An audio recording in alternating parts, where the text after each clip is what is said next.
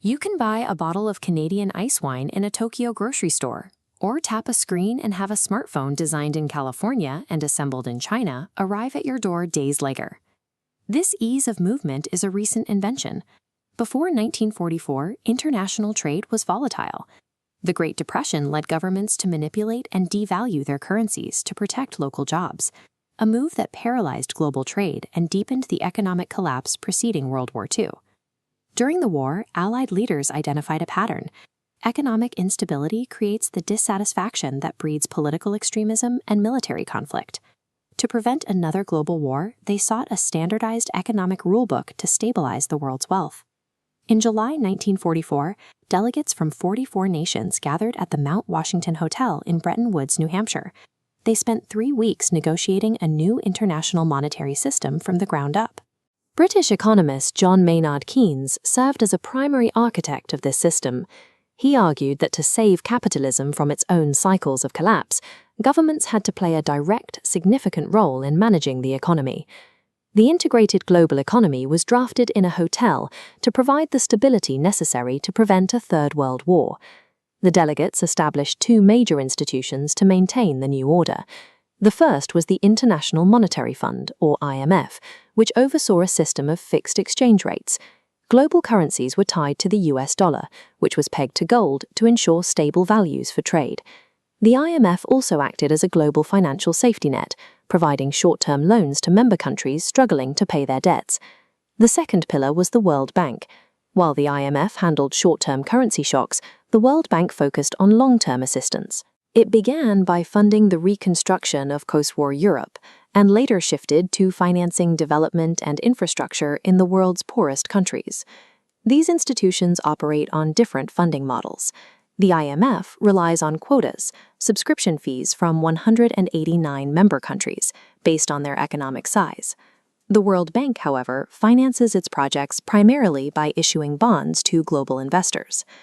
To run the system's software, 23 countries signed the General Agreement on Tariffs and Trade in 1947.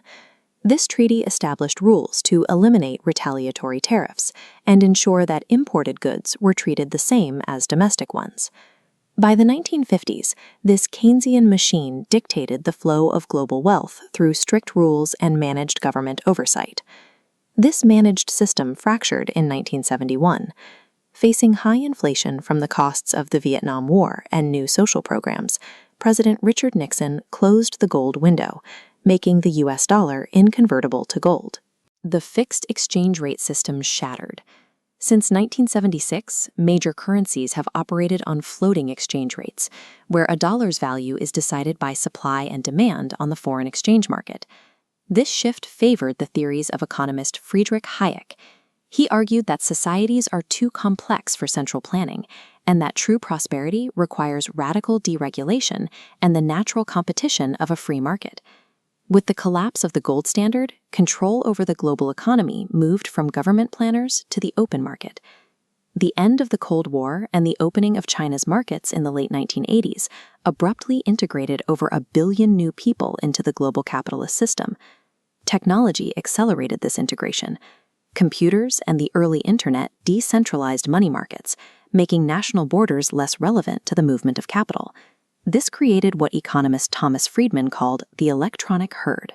Mutual fund managers and small investors could now move billions of dollars across the globe instantly with a single keystroke. Governments formalized this borderless flow by signing massive treaties like the North American Free Trade Agreement, which linked the resources and capital of entire continents. By 2000, the Bretton Woods blueprint had mutated from a managed post-war recovery program into a globally integrated system defined by instant, automated transactions. On a local level, the removal of trade barriers presents an ultimatum. Businesses must either compete with the global market or face ruin. In the late 1980s, the Canadian wine industry faced this pressure. The upcoming free trade agreement threatened to flood the domestic market with cheaper, higher-quality foreign imports that local growers were not yet equipped to beat. The industry responded with an aggressive strategy, using government funds to rip out native grapes and replace them with European varieties. They pivoted toward niche, high-quality products like ice wine to distinguish themselves on the world stage. In this specific case, the exposure to global competition led to significant growth. By 2006, the number of commercial wineries in Canada had risen from 30 to 170, transforming a struggling domestic sector into a world-class industry. This level of integration sparks significant backlash from those who do not share in its prosperity.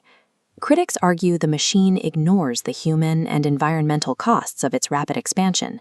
The IMF faces criticism for forcing brutal spending cuts on borrowing nations, while the World Bank is often condemned for ignoring the environmental destruction caused by its large-scale development projects.